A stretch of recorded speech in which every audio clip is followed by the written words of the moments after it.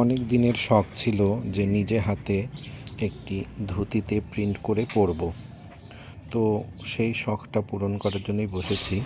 তো দুদিন বাদেই আমার স্কুলের বার্ষিক অনুষ্ঠান আছে, তো সেই জন্য আজকে বসেই পড়লাম। ফেব্রিকও ঘরেই ছিল, তাই ভাবলাম যে করেই ফেলি। তো প্রথমে ফেব্রিকটা লাল ফেব্রিক দিয়ে করব। তো লাল ফেব্রিকের মধ্যে একটু মিডিয়াম মিশিয়ে নিলাম।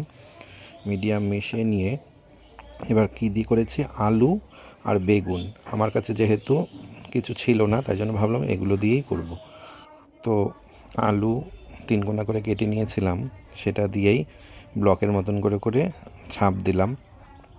ছাপ দিয়ে নিয়ে তারপরে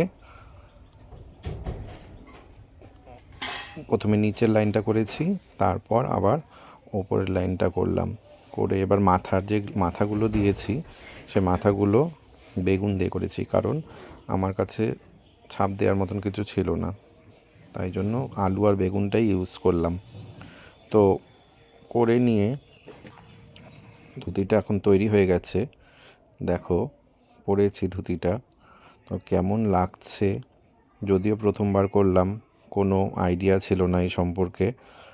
তো কেমন লাগছে তোমরা একটু জানিও। ইচ্ছে আছে পরবর্তীতে আরও অন্য কিছু করার।